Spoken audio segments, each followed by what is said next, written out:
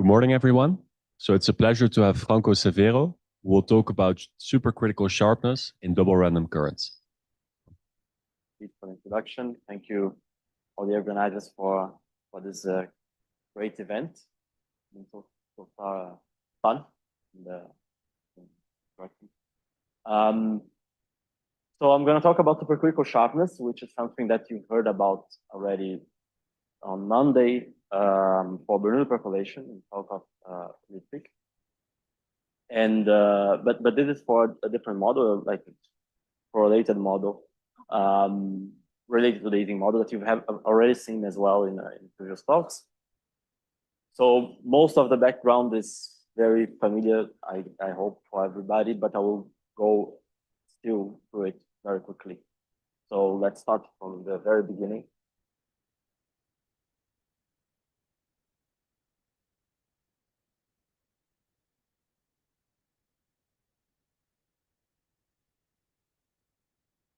So first thing, the Ising model. Just to introduce notations, you're already familiar with that, but we're going to work on losses of d, wherever beta log is 0, and define the measure.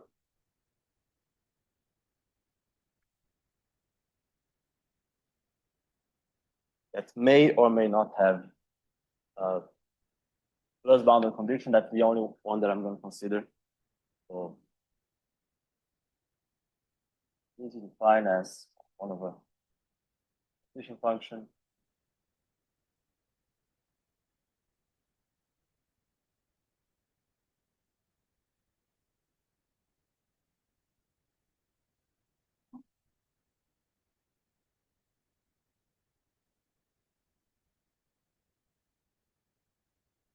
If you have plus boundary condition, you add, what's here,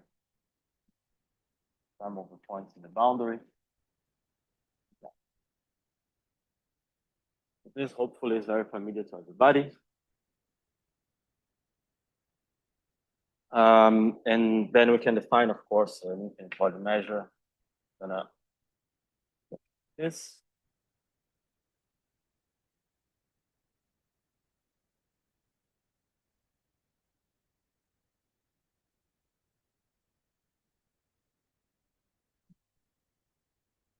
And the critical point, the infimum, because such that this measure is not symmetric. It breaks symmetry.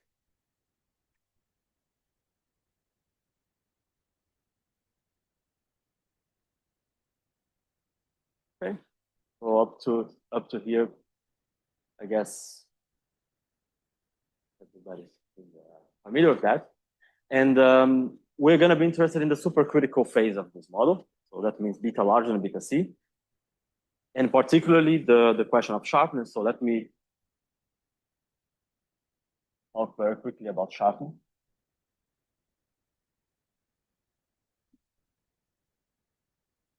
So what would be the statement of sharpness for Ising? So that's already a question that is not like completely, there's not only one answer to that.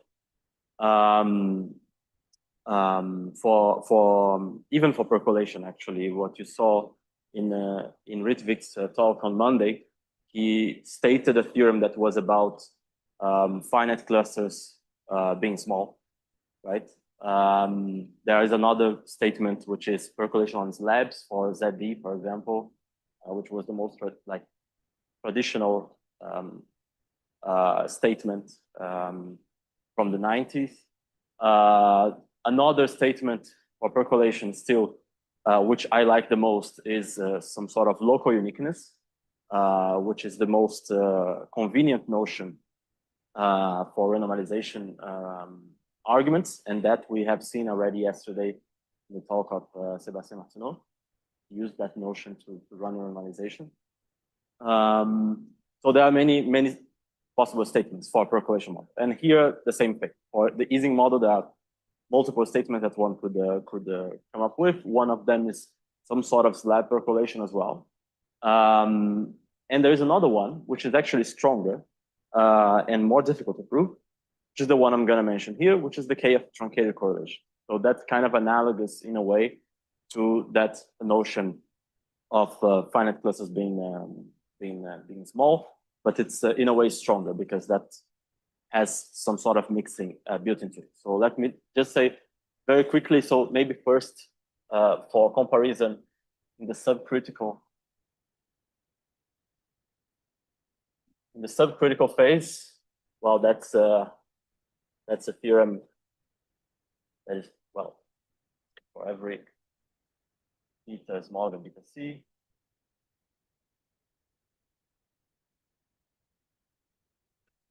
there are correlations k exponential in the distance. And that's the theorem of Ising, Barsky, Fernandez, 87. Okay, so that's for the subcritical phase.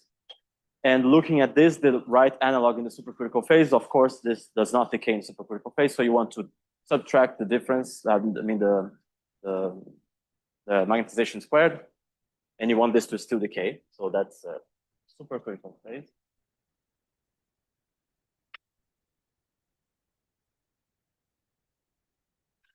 The right analog, or I mean the most natural in this context analog of that would be that for every beta larger than beta c, truncated correlation, sigma y, which is we're going to take with plus boundary condition here because otherwise it's 0.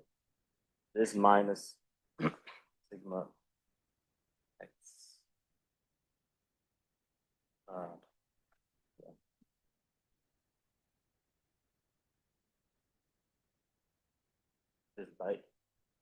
This by definition. That's fine.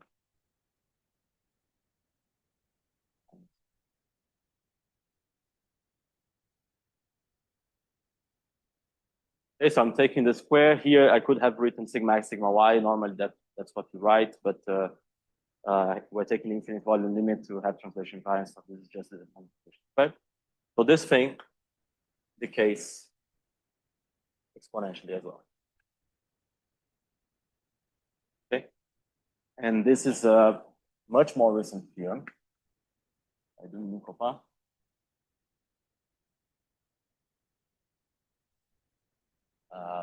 Subhajit, Goswami, and around how. That's from 2020. Okay, so 2 comments about this result. So first of all, the main tool that I use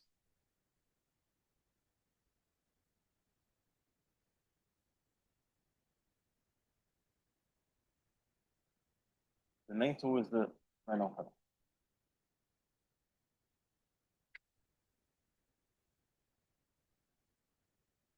Representation of the Ising that we have already seen. I'm going to introduce it very soon. Also, it relies on the previous work on the FK representation of the Ising model. So it relies on the supercritical sharpness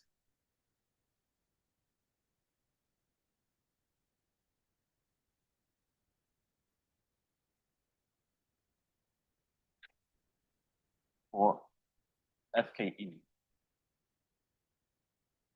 So that's a more traditional notion of supercritical sharpness. So it's the supercritical sharpness for this percolation model, which was first showed by Bodino, 2005. And it's kind of the starting point for describing the supercritical behavior of the FK Ising model in a very detailed way. So there's also a new proof that I wrote recently. It's a little bit shorter. Okay, so it relies on these two main tools. So the point here is that this model was well understood in the supercritical phase. So you could prove anything you want about FK Ising, basically, or about the behavior in the supercritical phase of FK Ising. But that doesn't tell you right away how to express truncated correlations in a nice way. So this is the difference of, if you want to express this in terms of FK, it's a difference of two probabilities, and you need to still control some sort of mixing property of the FK Ising measure, which was not clear. It did not follow right away from the supercritical sharpness. Okay, so that's why they use random currents, because random currents actually allows you to express this kind of differences probabilistically. Okay. So the whole point here was to take this information for FK and transfer to some information for random, and hopefully prove with that some mixing for FK and then reduce function. Okay. Things are going to be more clear soon when I explain the actual proof of the main results. But the main point here is that in this talk,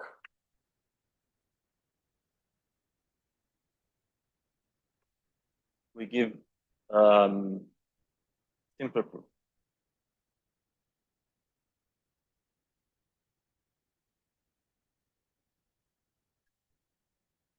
of this result.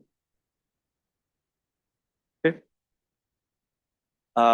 And this simpler proof will go through exactly proving supercritical sharpness for the double random. So let me reduce the double random.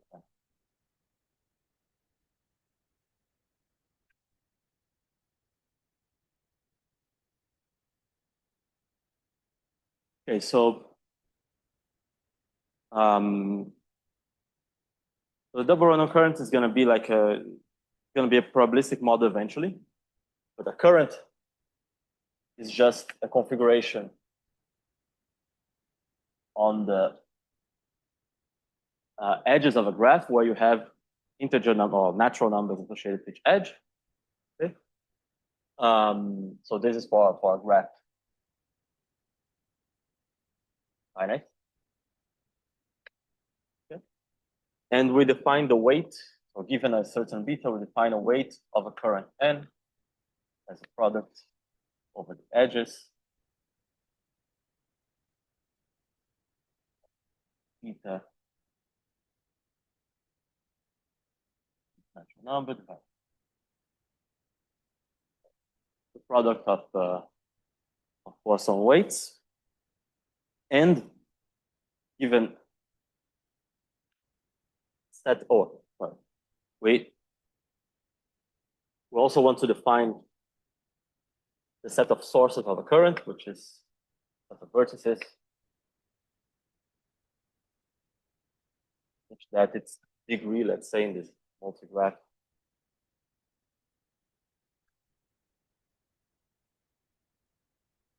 is odd. So now, given this definition, we're going to define some partition functions.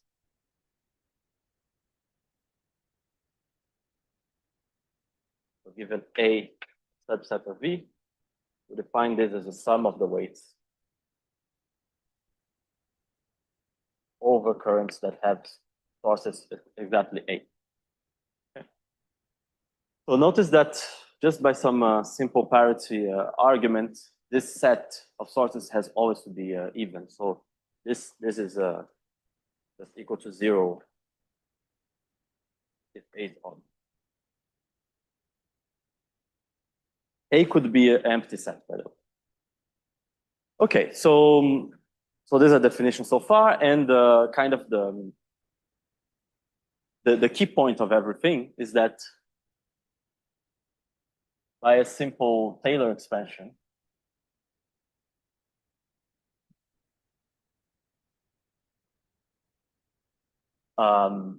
you can write correlation functions as a ratio between this kind of function.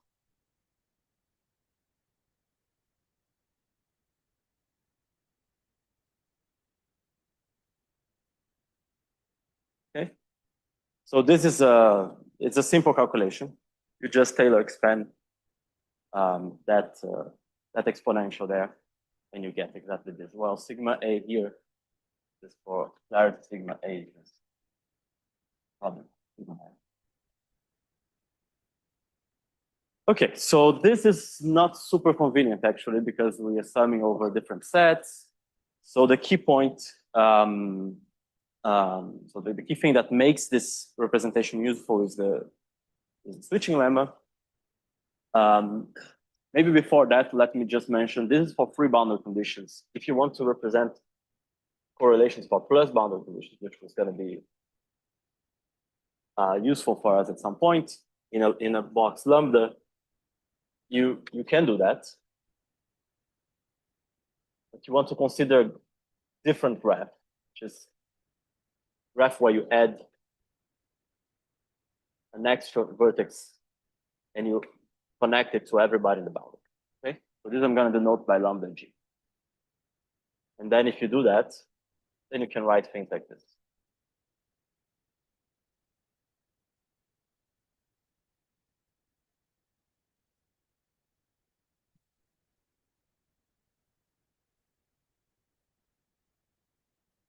Okay, here I'm summing over two different sets, but two different partition functions, but one of them is equal to 0. Actually.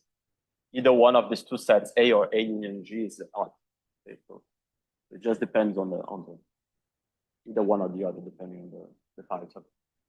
Okay, so how do we make this thing useful? We use a switching lemma. So this.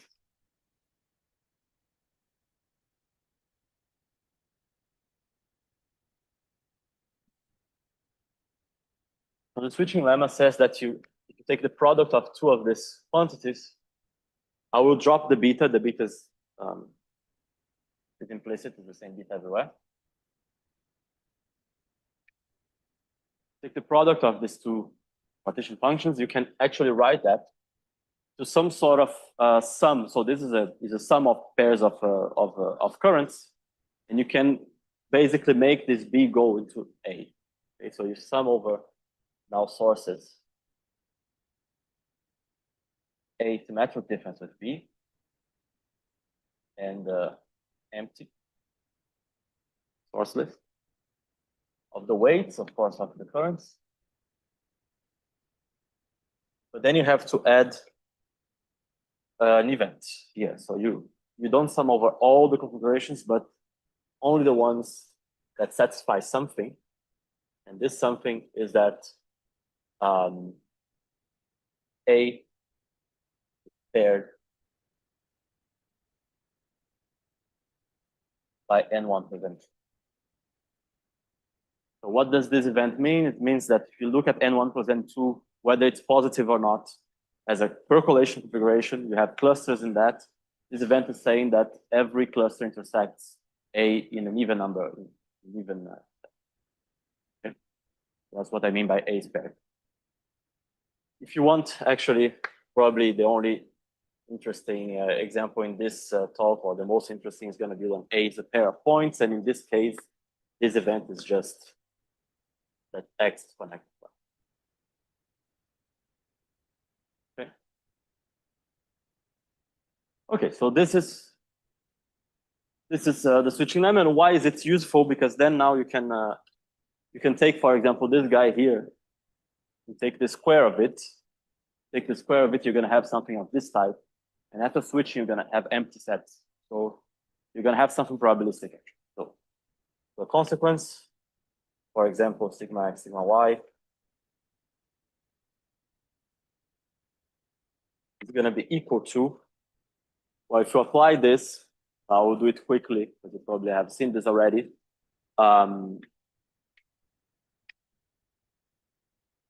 You're basically going to get, sorry, this squared probability. Maybe I should introduce this notation, but bear with me.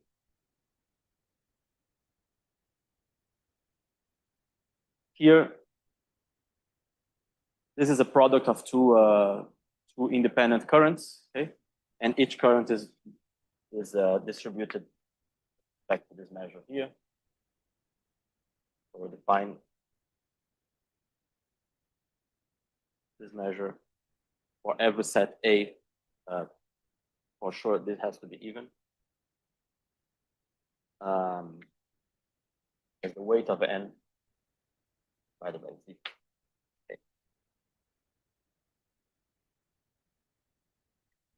For every n such that has sources.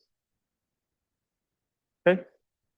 So you can express this correlation, but you can also express, actually, maybe I can write it here. You can also express the truncated correlation we're interested in.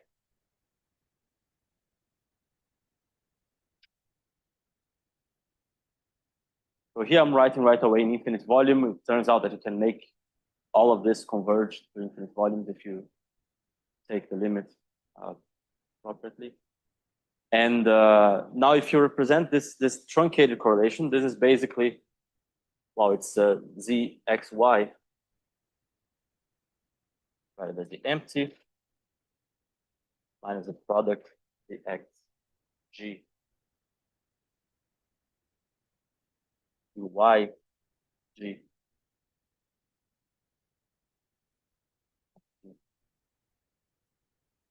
Squared. So if you put this there, you do the switching here. You're going to have the same set. You're going to sum over the same set. Here, you're going to have the indicator that x is connected to g, which is basically x connected to infinity in this infinite volume. So what you're going to get is actually the event that you are not connected to. And the measure you're going to get is a double Reynolds current, where the first one has source x, y, the second one has no source. Okay? And to renormalize everything, you get x, y.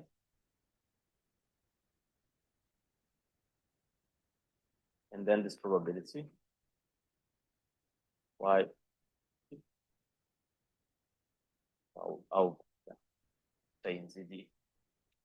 We're doing it in volume, that x is not connected to it.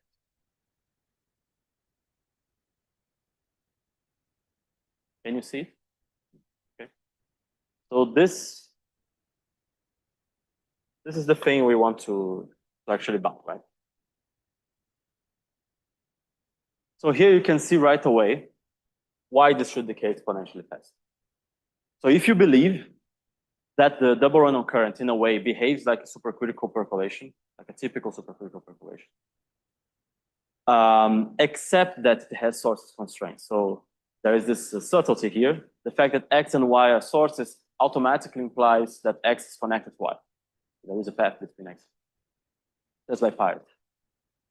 So if you believe that this measure is basically Bernoulli percolation on top of a path between x and y, it's very natural to expect that it's exponentially unlikely for x not to be connected to infinity if it's already automatically connected to y. So the picture you see here is something like this, right? It's, I have x, y. You know they are connected to each other. And it should be, if you are supercritical, it should be that with probability 1 minus exponential in the distance, you will find somewhere here an infinite cluster, and they will intersect because this cluster, the infinite cluster, is going to be robust in a way because you have a highly supercritical percolation. Okay, so that's the intuition, but how do we prove that? How do we actually show that this is the case? And that basically follows immediately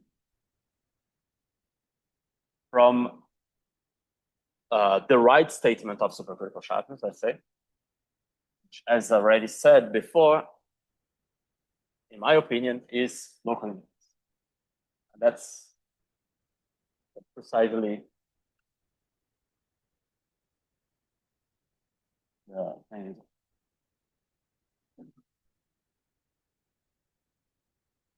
So the main theorem, this is Trishen.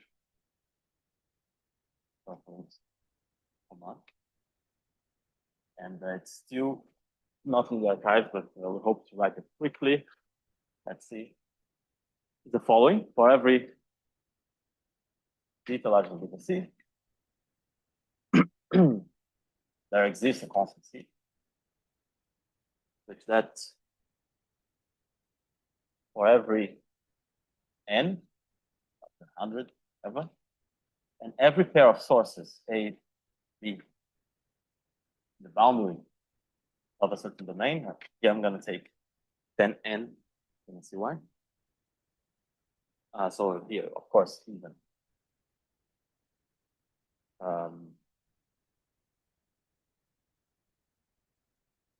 Yeah, okay. Well, even on the right side. You have the following probability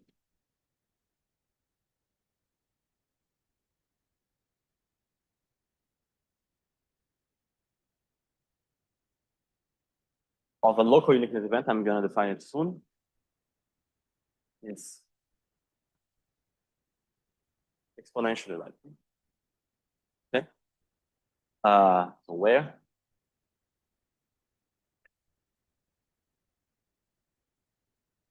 UN is, as I said, a local uniqueness event. I'm going to define it.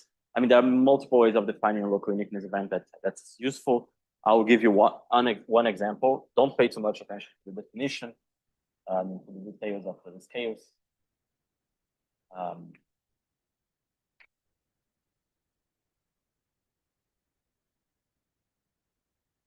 The point is that you do have some macroscopic cluster. Okay, so here I'm asking to go from n to 8n, but you also have a unique cluster crossing, likely a smaller n.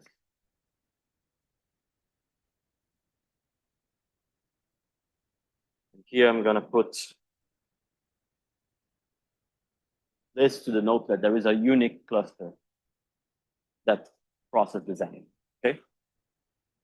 So from n to 8n you cross, from 2n to 4n you can only cross through one cluster. There's only one cluster.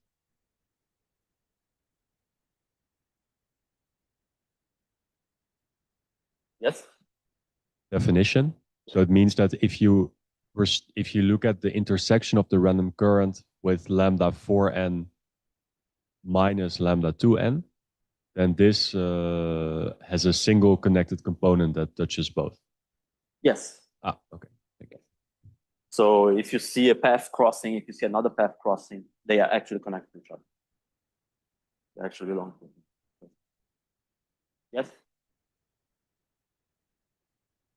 Have some restriction on, okay, thank you, Gadi. Do you have some restriction on where the uniqueness lives? Like, do they have to be connected in the annulus from 2n to 4n, or are they allowed to be connected in the entire big box? Here we don't really care. Okay. It can be in the full thing if you want. Well, I mean, in the end, any of these statements you can a posteriori prove that they are equivalent. But here it doesn't matter. Sure. Just in the full, in the 10n in this case, because it's where the domain is defined. Right? Any other question about the statement? So this is the main theorem, and it looks probably, if you never worked with renormalization and so on, it probably looks very technical and weird. But I want to make a point here that this is useful, and that's because it's, as I said before, it's the key input for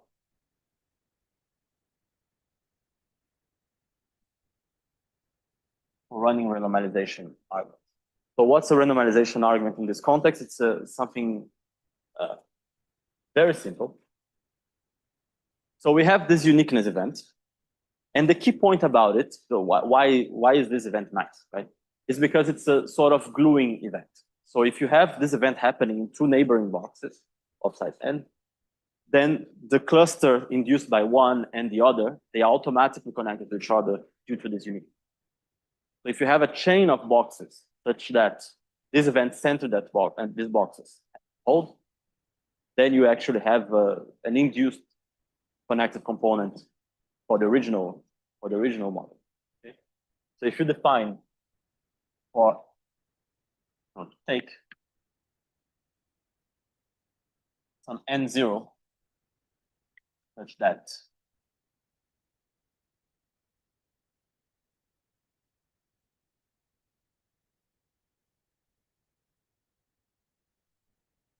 this event happens with probability, say, 0.999.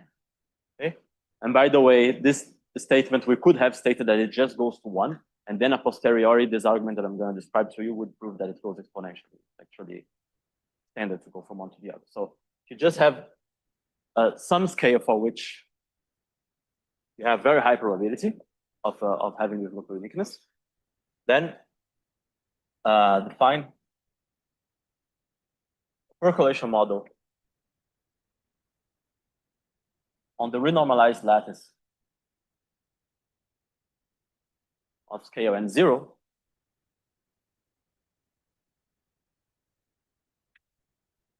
even by the obvious thing. So the x is just indicator that this event un0 happens centered at that. So this is the shift back. Okay. So this defines a site percolation model on this renormalized lattice. And the whole point of this statement, or the whole point of this thing here, and the fact that this is, of course,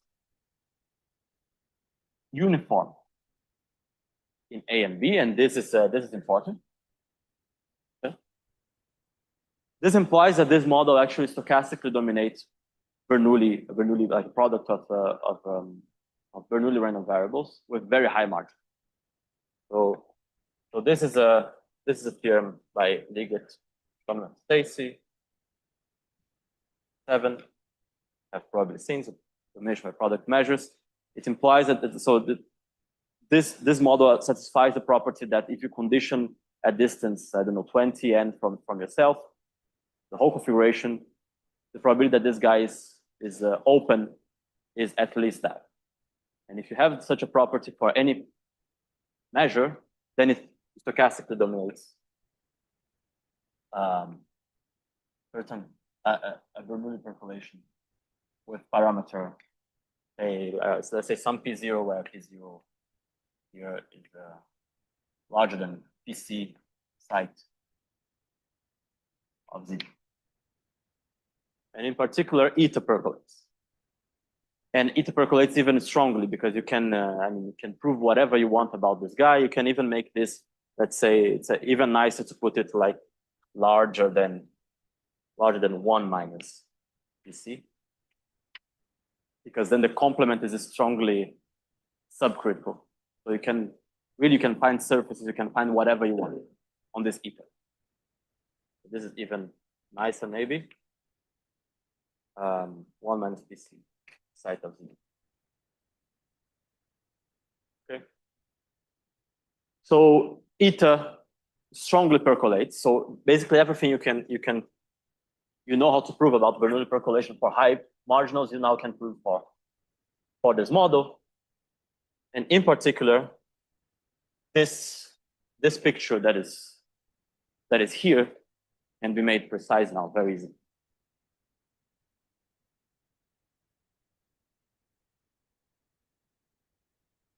How much time do I have?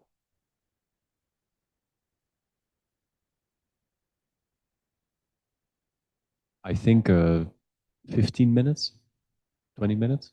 15.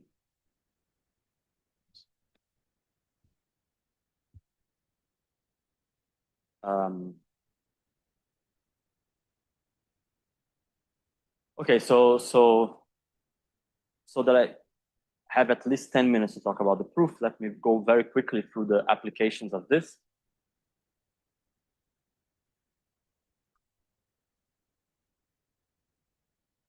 So the first corollary is exactly the supercritical sharpness I stated before. So for beta larger BTC,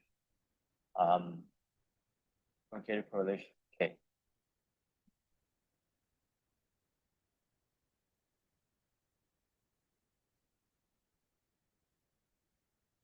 Okay, so this is one corollary, and the proof, as I said before, is very simple. It's just that this quantity here is equal, or let's say it's bounded. If you forget about the correlation in front there, just by the probability that X not infinity. And this event, it's contained in the event that you cannot find a complete blocking surface of ether good boxes that goes to infinity. So I will just draw this.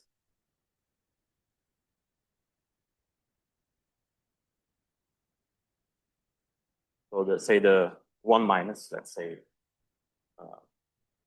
sorry, this, the complement of the event that X, between X and Y, you can find some surface like this. So I'll draw it thick because they are made of boxes, of N0 boxes, that furthermore also go to infinity. Like this. So this is infinity, and these blue things are all eta good, equal to 1. Complement of that. Yes. So yeah, it was better to write it 1.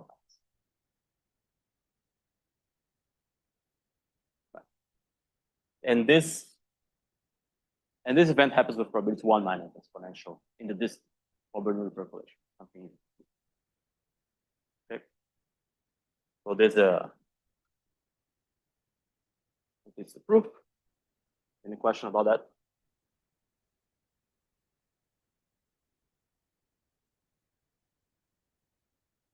Is it clear?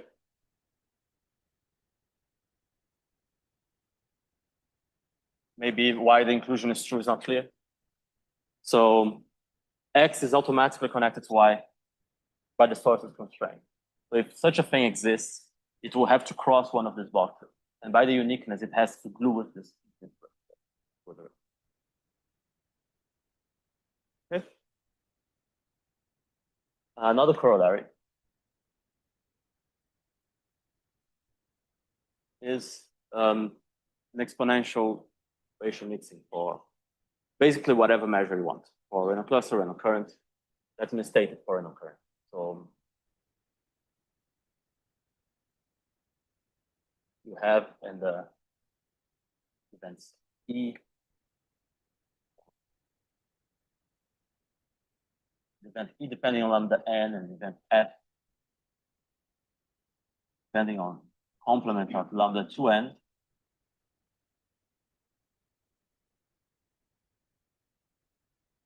Even a single Reynolds current has this mixing. So F.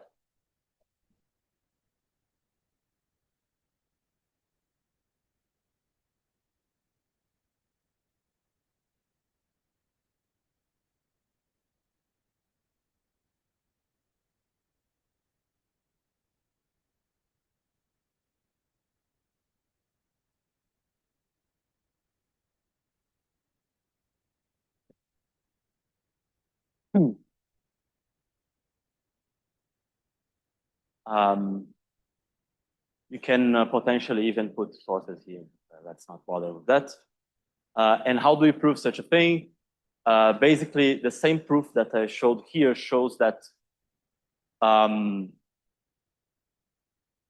if you have any set A here at the boundary of the box, the exterior boundary, and any set B here, sigma A, sigma B is basically the product of sigma A times sigma B, up to 1 minus exponential of A. Okay, it's kind of the same proof as this.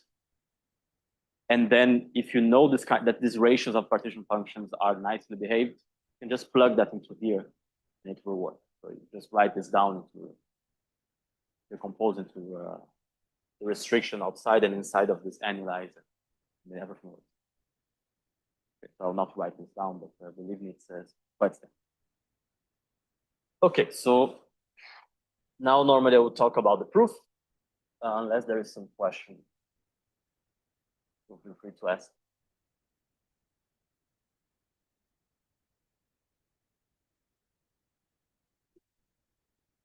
Sorry? Oh no, I forgot. I forgot to okay. So let's say, I'm sorry for that. Let's say dimension larger than 3. For dimension 2, things are, I mean, often a little bit easier actually, because you have planarity and being supercritical kind of, I mean, the mixing, for example, is not so hard to deduce from the supercritical sharpness, at least for a cluster. So most of these things were already known before for this, for the case for dimension 2. And also there's a slightly annoying thing about our proof. It actually only works for dimension logical, at least the way it is for now. I mean, that maybe there is a strengthening of it that works in dimension 2, but actually we're going to use that dimension at least. So thank you for the question. Any other question?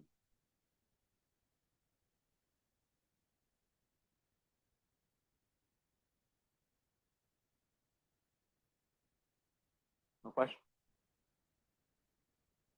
Okay, so how do we prove this? So the first step, following proposition, which is in a way a version of, say, a finite volume version with uniform sources of what Rittvik told you for percolation. So it's some sort of exponential in the surface probability of being connected far away. Here it's not going to be to infinity, it's going to be, because we're going to work in a finite box, but it's basically that state. So for every beta larger than beta C, and every A and B, let me write it in the same context as before, so 10 N boundary probability, and for every, this is for every N and every K as well, larger than 100, say, we have the following. Take the double random current in this box. And you take, maybe I want to also take here any point X and lambda, I don't know, say 8 N. And I want to take a box of size K around any of these point X's and look at the probability that it connects to the bound. This is going to be exponential in the surface of this small box. Okay, so here maybe the picture, something like this. You have this large box of size N. K, you should think of it tiny potentially, or something and anywhere kind of in the box. So this is lambda AX, and we're looking at the probability that this is connected to the boundary. This is at least 1 minus exponential. This is the first proposition. And there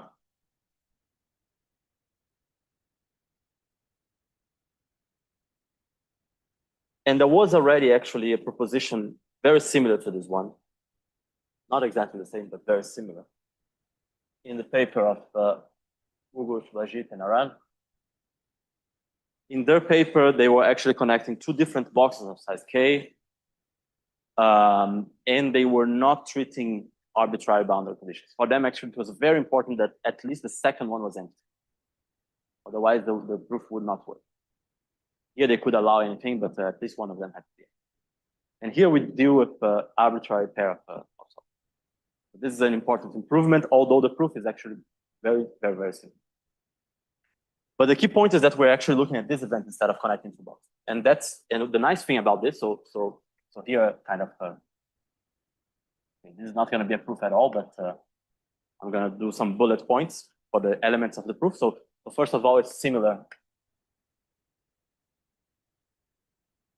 to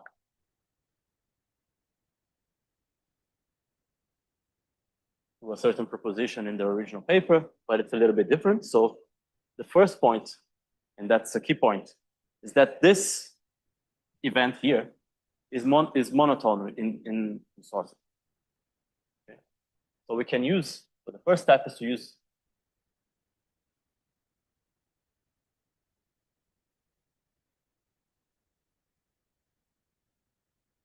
monotonicity in source. And then with this, we reduce the problem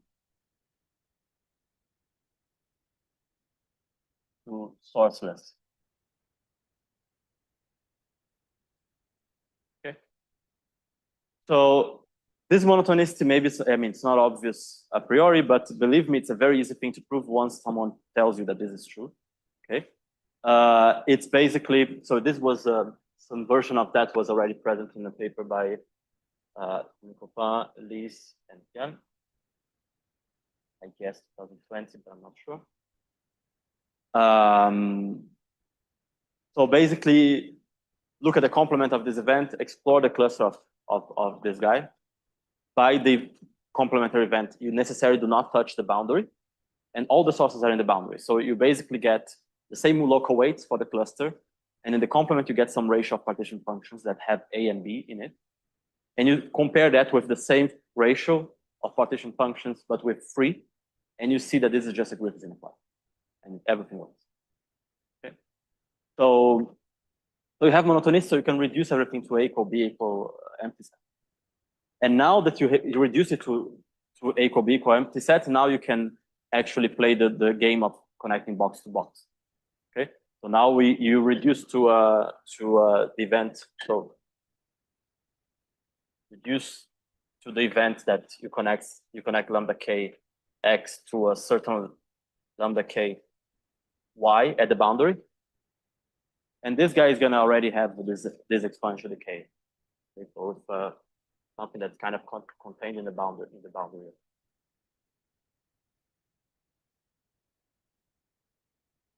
Okay. And now that you reduce to this, you basically run the same proof that they already did. Okay. And the proof that they did goes through, so just so that you know about it, it goes through collapsing these two boxes.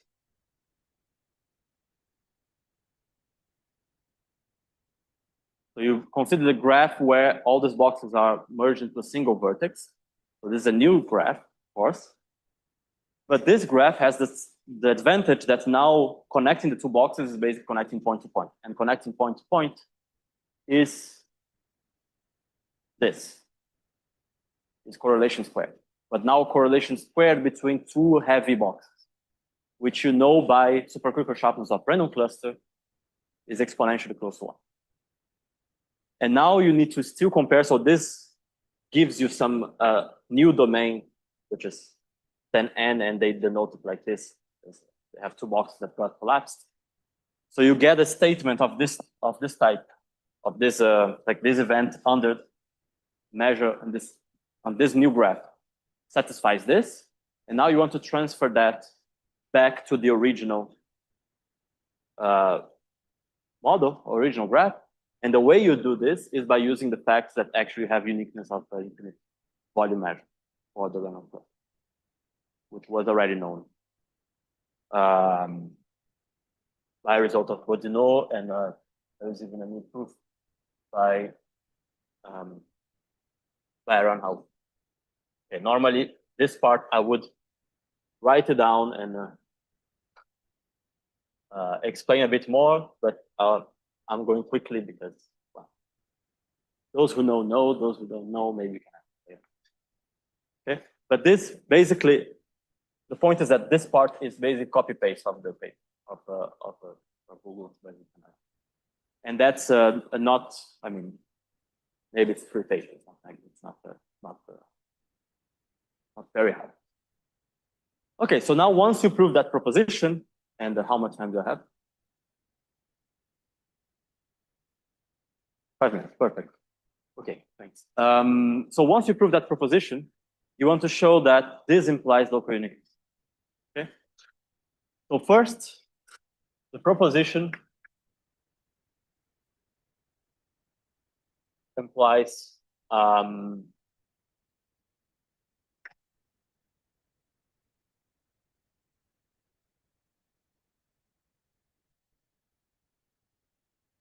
implies the following. So if you choose K appropriately, you can do a union bound over this for every box of size K.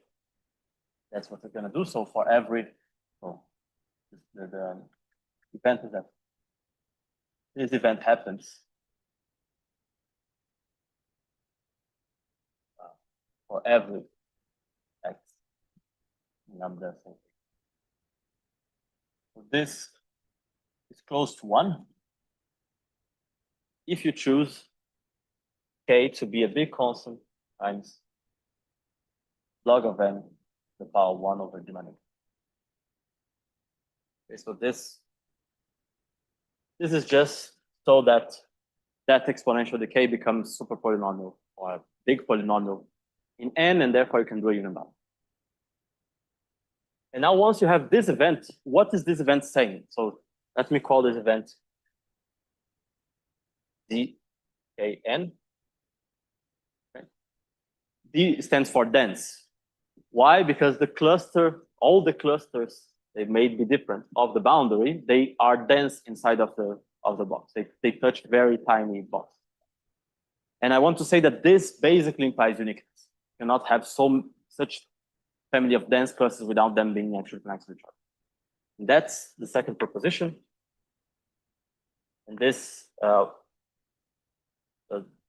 basically the same proposition was already present in my paper on the FK Ising, and it's also inspired by paper of Benjamini Nation.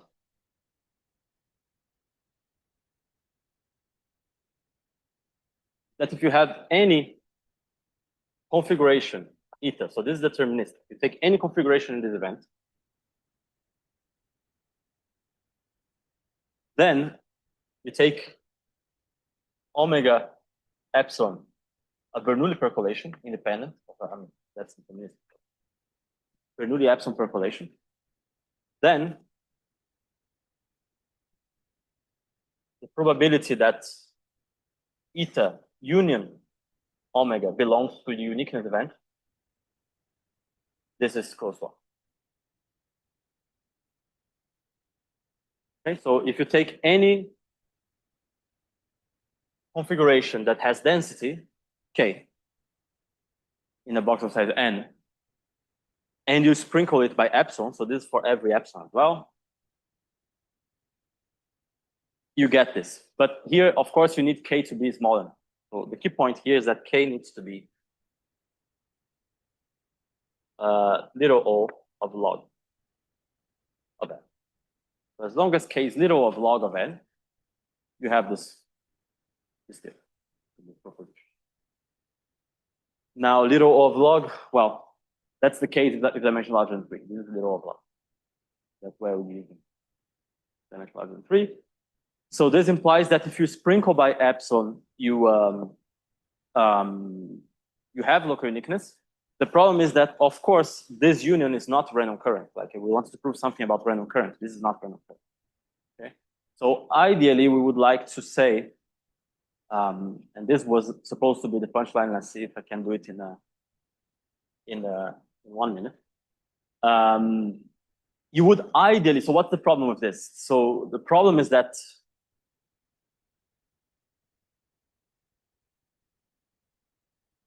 it's not true. So let me just write it now. So you cannot take random current at beta plus epsilon and or delta and say that this is stochastically dominates it at beta union some Bernoulli epsilon. So you don't know how to prove that. That's what you would ideally like to say. Okay? Then you would get a result for your random current. So this we cannot have in the original graph, but what we do is that we prove that this is true in a somewhat modified graph. So if you take any edge of your original graph, you duplicate it,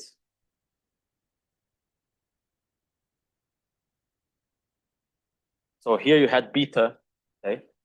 Now here you put some beta prime slightly smaller, and here beta minus beta prime, okay? This is a naive approach, doesn't work. So put a midpoint and put some right coupling constant Cxi such that the overall odd part of the Reynolds current has the same distribution. So you choose eta such that, so the right choice is the hyperbolic tangent of eta squared equal to hyperbolic tangent of beta minus beta prime. If you choose it like this, and you take a Reynolds current in this graph, and you project it back to the original graph, then it stochastically dominates a Reynolds current at beta prime union sprinkling, Bernoulli. And with that, you can basically just apply this proposition and everything. Okay, that's all. Thank you very much, Franco. Any questions? So right, in the original paper, they have this decision tree construction where they couple the, you start with some information on mixing from double random current, and then from that you deduce exponential mixing in FK, and from that you deduce the truncated decay of correlation. So you're saying this middle step is essentially completely unnecessary. Yes, now it's completely unnecessary. But I guess you would still have to. Right? Yeah, sure. You could run the same argument. I see that. But I guess for the other values of Q, this would still be the most natural strategy on the market. Supposing you were you wanted to try to do this for 3 pots. Obviously, you don't have currents, but right. Yeah. Okay. Yeah, fair enough. Yes. Although the way they prove the mixing is by using random currents. So yes. Yeah. Yeah, you have to do something else. Okay, let's thank Franco again.